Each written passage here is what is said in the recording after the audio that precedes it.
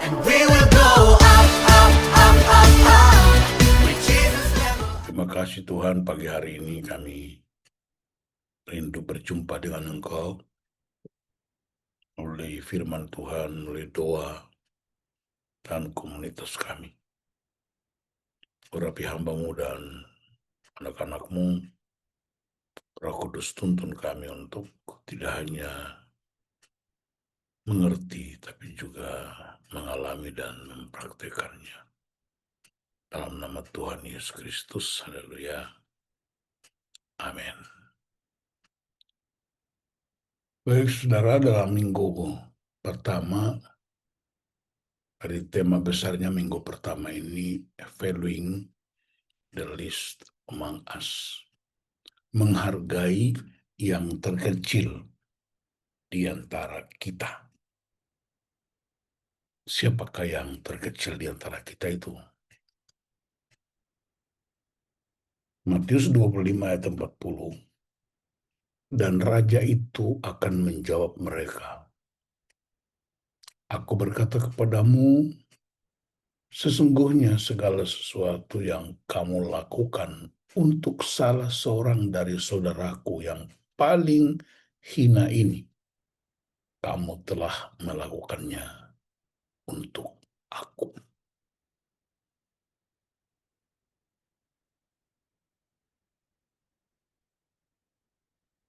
Bagaimana kita mengenal atau siapakah yang dimaksud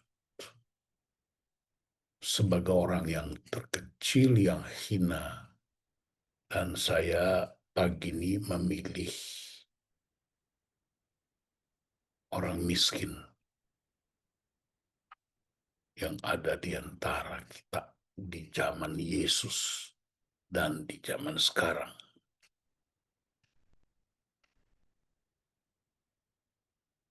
Dalam perjanjian baru, siapakah yang disebut miskin?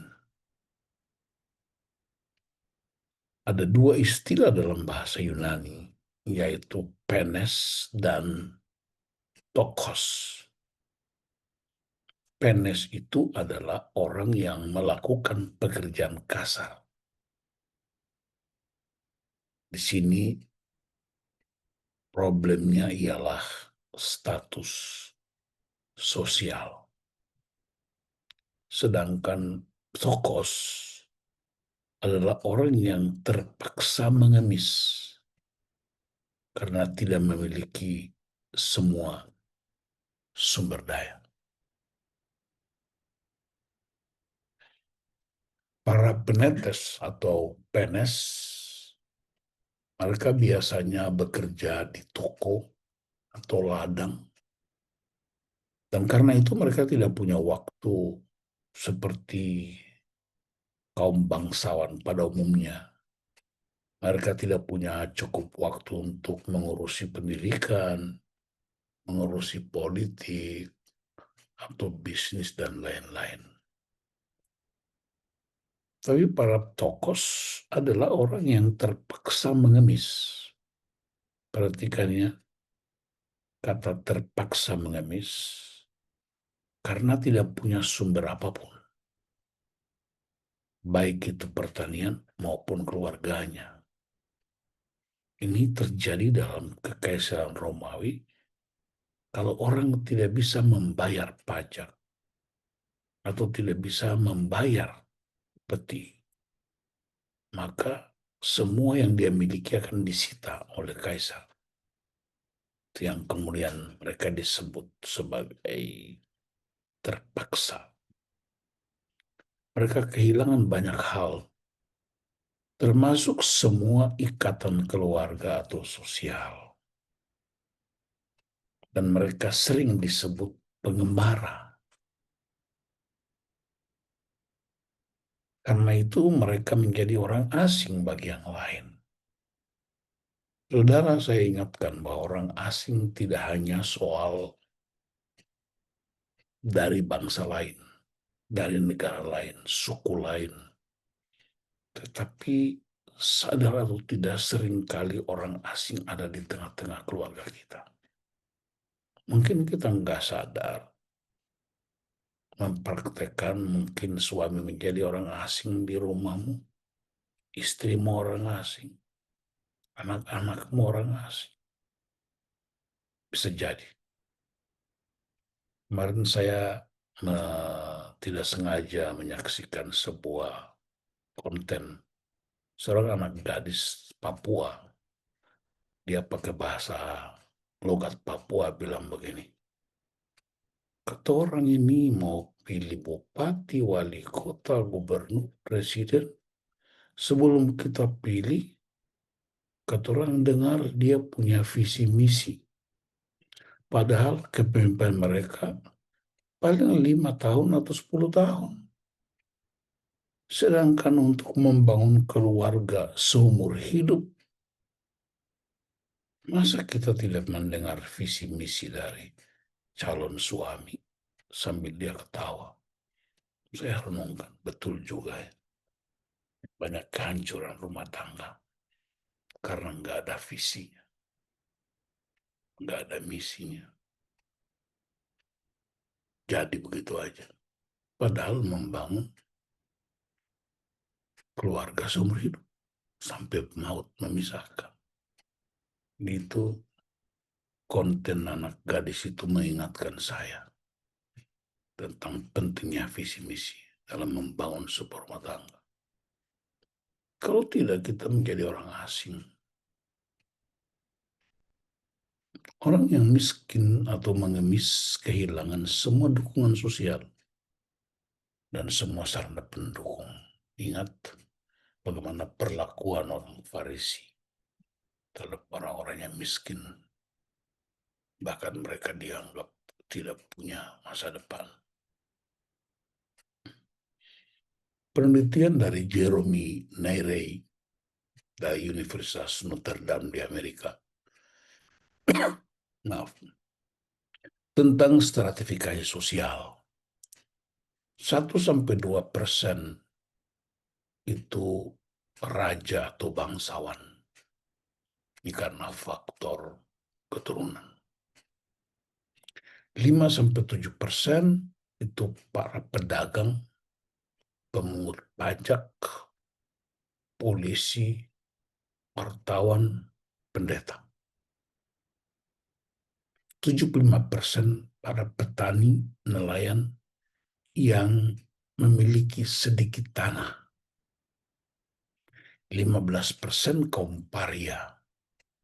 Kata paria ini istilah yang diambil dari kasta di India.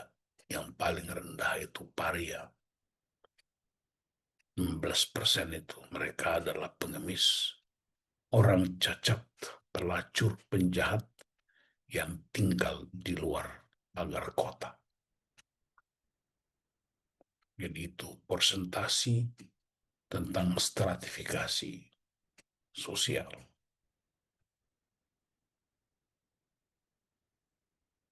Nah, apa kontribusi paksa orang miskin di kerajaan Romawi?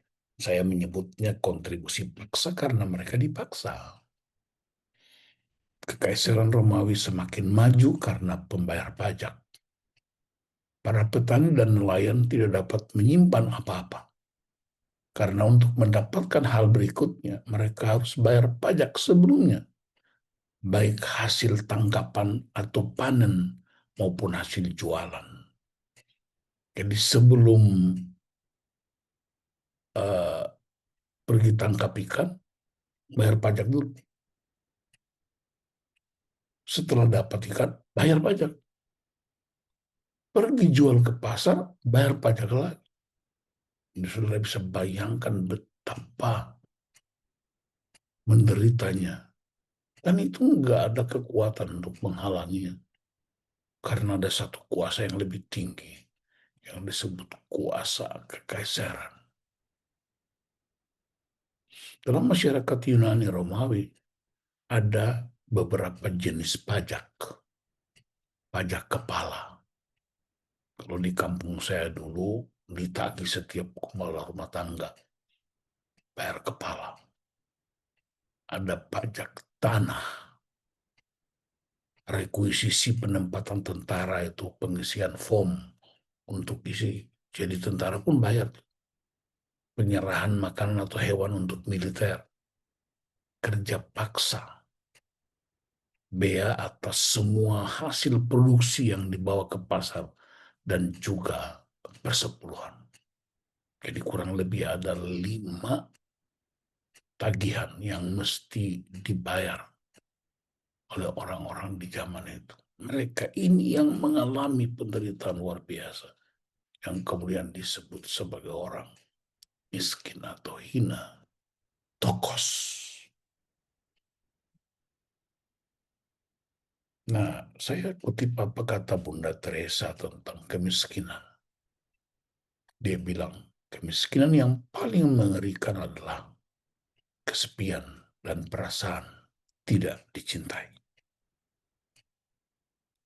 Penyakit terbesar saat ini bukanlah kusta atau TBC, tetapi perasaan tidak diinginkan.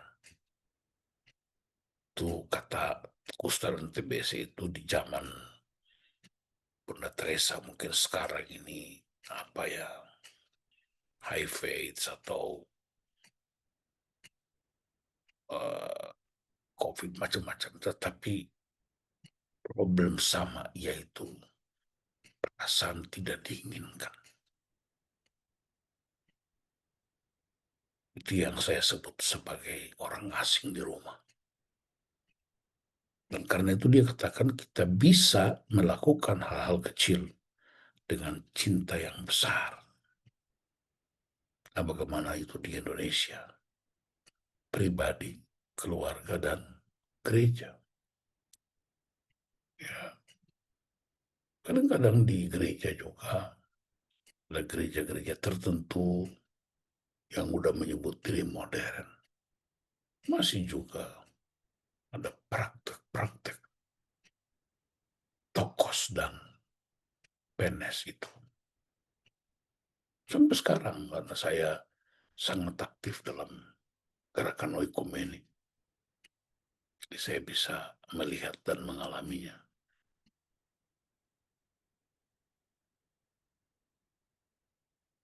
Yesus disebut pemimpin yang lembut hati.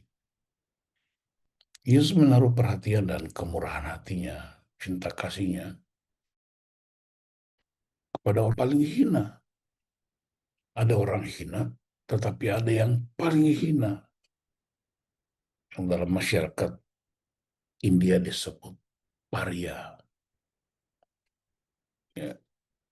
Dan salah satu keajaiban di India Selatan dan ya 2 kota besar yang saya tahu, Gorakhpur dan Varanasi, justru orang-orang paria yang paling banyak bertobat terima Tuhan Yesus.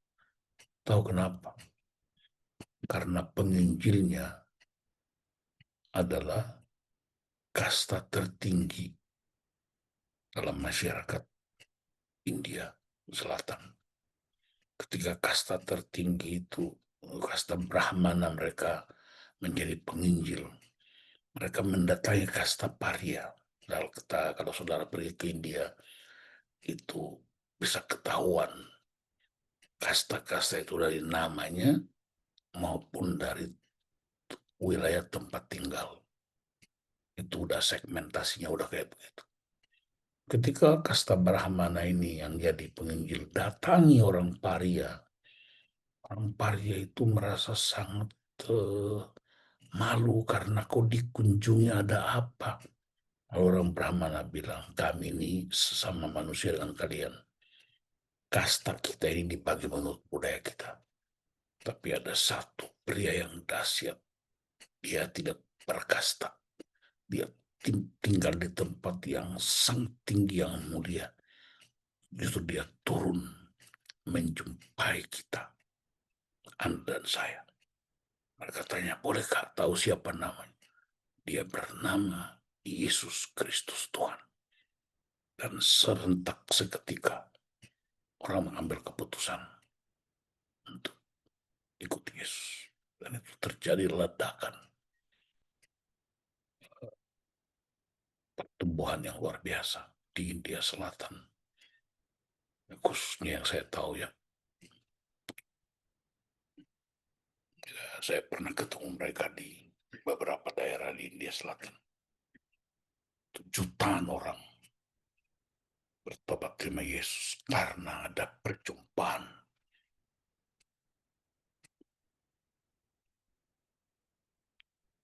Yesus menaruh cinta kasihnya bagi orang yang paling hina, orang buta, orang lumpuh, kusta, orang mati, orang miskin atau pengemis. Dia memulihkan, mengangkat harkat dan martabat manusia menjadi utuh.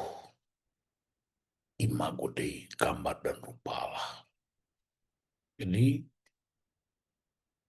tujuan hidup kita serupa Kristus. Yesus datang ke dunia bukan untuk sekedar menyelamatkan, tapi untuk mengembalikan kita kepada kemuliaan yang hilang. Kemuliaan apa? Imago Dei, gambar dan rupa Allah. Sebabnya Yesus ketika dilayani oleh seorang perempuan dengan minyak narwastu yang mahal, murid-muridnya menghalangi. Yesus bilang apa? Orang miskin selalu ada padamu. Tulis dalam 3 Injil, Matius 26 ayat 11, Markus 14 ayat 7, Yohanes 1 ayat 2, Yohanes 12 ayat 8.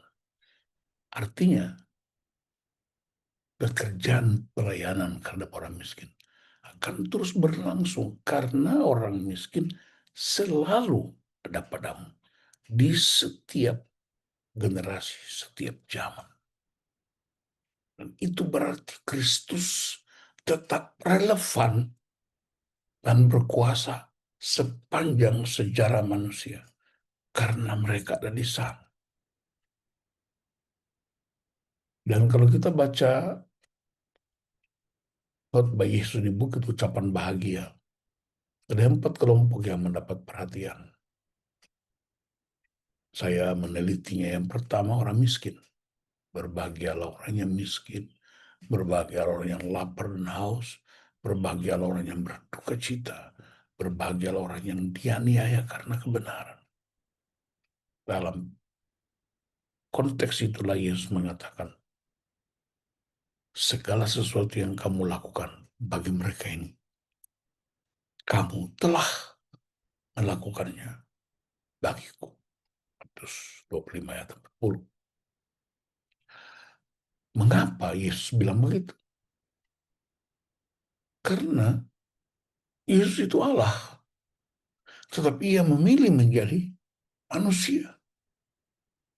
Manusia itu kan hina dalam pandangan dunia ketika jatuh ke dalam dosa.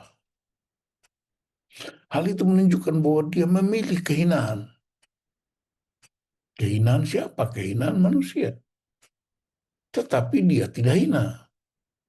Dia memilih kemiskinan manusia, tapi dia tidak miskin. Dia memilih dianiaya, tapi dia tidak menganiaya. Dan itulah pilihan Yesus untuk mereka. Karena itu jika kita mengaku bahwa kita adalah muridnya dan kita menghormati dia, Yesus Tuhan Raja, maka bukti nyata dari rasa hormat kita, pengakuan kita, yaitu apa? Melakukan sesuatu bagi saudaraku yang paling hina ini. Yesus yang bilang begitu. Dan ketika kamu melakukannya, kamu telah melakukannya bagiku. Karena dia adalah kita. Lebih khusus mereka yang terpinggirkan dan terisolir. Dan bagi saya itulah kemuliaan. Jadi kemuliaan tidak ditentukan oleh jabatan. Kemuliaan tidak ditentukan oleh harta kekayaan. Kemuliaan tidak ditentukan oleh status sosial. Tapi kemuliaan ditentukan oleh ketika Anda melakukannya bagi orang yang paling hina. Kamu melakukannya bagi Kristus. Apa teladan, apa bukti bahwa Yesus itu memiliki kehinaan? Dia lahir di tempat yang hina. Allah kurang apa untuk membuat Yesus lahir di tempat yang dahsyat. Dia beraktivitas dengan murid-murid yang juga dianggap hina oleh masyarakat. Para nelayan, pemungut cukai, itu dianggap sebagai orang-orang hina. Dia disalibkan dan mati di antara manusia yang hina, dua penjahat. Bahkan dia dikuburkan di tempat orang. Ini istilah saya ini. Mau mati aja numpang kuburan orang. Tetapi bangkit dengan penuh kuasa dan naik ke surga dalam kemuliaan Bapa. Itu memberi kita kuasa untuk melakukannya di bumi. Sebabnya ada doanya. Dan doa itu sering kita ucapkan. Datanglah kerajaan, jadilah kehendak di bumi seperti di sorga. Dan kita mesti bilang tuh, amin. Nah, sebelum saudara masuk ke diskusi kelompok, saya mau sedikit bersaksi ya. Ini hasil nanti diskusi kelompok di breakout room ya. Orang hina macam apakah yang pernah Anda urus? Ataukah Anda pernah diurus sebagai orang hina dalam masyarakatmu? Dan Anda mengalami terobosan baru untuk mengurus mereka. Bukan hanya materi, status sosial, jabatan, tapi juga cinta kasih. Ceritakan sebagai sebuah kesaksian bagi kemuliaan Tuhan. Nah, sebelum saudara masuk ke diskusi kelompok, saya sedikit cerita ya. Saya itu lahir di Tanimbar. Di Maluku itu ada pembagian wilayah dulu ya. Ada Maluku Tengah, Nusa Parua, Nusa Laut, dan sekitarnya orang-orang Ambon pasti tahu lah. Kota Ambon sendiri. Kemudian ada Maluku Utara. Kemudian ada Maluku Tenggara. Nah, Maluku Tenggara itu dari Kei, Tual, Tanimbar, Barat Daya. Dan daerah Maluku Tenggara ini selalu dianggap yang paling rendah. Sehingga sapaan yang sering muncul ialah dasar lo Tenggara. Gitu ya. Dasar lo Tenggara. Itu kata itu, kalimat itu menyakitkan. Dan itu terjadi lama sampai saya masih kuliah. Tahun 81 sampai 90-an. Belakang baru kemudian sinode gereja mengubah cara pandang dengan cara menempatkan pendeta. Orang yang dari Maluku Tengah, pendeta-pendetanya ditempatkan di Maluku Tenggara. Lalu pendeta-pendeta asal Maluku Tenggara ditempatkan di daerah Maluku Tengah. Karena Maluku Tengah itu dianggap benar. Karena orang Belanda, zaman Belanda itu lebih banyak tinggal di sana. Maluku Tengah juga ada cengkepala. Dan cengkepala itu nggak bisa bertumbuh di daerah Maluku Tenggara. Ya, dicari dengan banyak cara pun nggak bisa tumbuh. Udah ahlinya datang kan dari Eropa juga. Daerah Maluku Tenggara itu tanahnya nggak bisa bertumbuh tuh cengkepala. Dan itu terkenal sekali. Jadi saya kuliah ya dan beberapa teman kami sekalipun Anda pintar, cerdas, tapi Anda tidak bisa dapat jabatan apapun karena Anda dianggap tenggara. Jadi puji Tuhan satu kali saya menjadi sekretaris senat, kemudian menjadi ketua GMKI cabang Ambon waktu ketua cabang GMKI itu, waduh, itu level bersama dengan para pejabat tuh di zaman itu ya, tahun 80-an. Dan keraguan terhadap kami itu tetap ada, tapi saya punya komitmen dalam hati. Saya akan buktikan bahwa keraguan-keraguan kalian itu tidak beralasan. Saya masih ingat kalimat saya itu. Dan ternyata penghinaan itu tidak sekedar mematikan potensi, itu semacam character assassination. Tapi penghinaan justru menjadi sebuah batu loncatan untuk meraih yang lebih tinggi.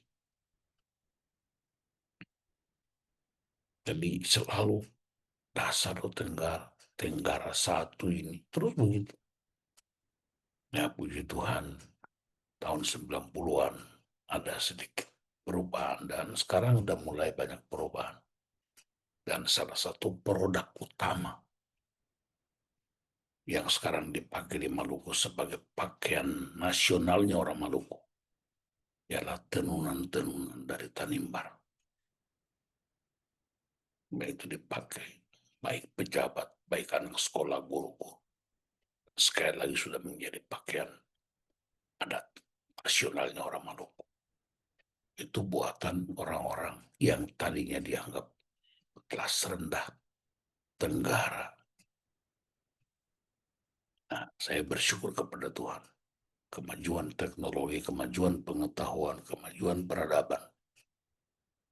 Prinsip-prinsip itu mulai tergerus sekalipun masih terasa sedikit.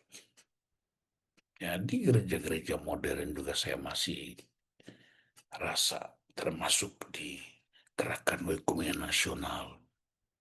Ada kelas gereja mainstream yang pendatang-pendatang baru gereja karismatik Pentakosta itu kelas berikutnya dan itu semua menghiasi khasana beroikumene. Apalagi terutama ketika ingin memilih pemimpin. Itu begitu terasa. Saya 20 tahun menjadi anggota Majelis Pekerja Lengkap PGI. Itu bisa rasakan. Saya bersyukur kepada Tuhan bahwa sekat-sekat itu udah mulai dipatahkan baik melalui firman Tuhan maupun respons-respons yang kita jalan. Nah, saya ingatkan kita ketika kita kembali kepada prinsip ini keluarga, hati-hati. Jangan sampai kita kemudian membuli suami, membuli istri, membuli anak-anak. Bahkan jangan-jangan kita menjadi orang asing terhadap yang lain di dalam rumah tangga kita, di gereja.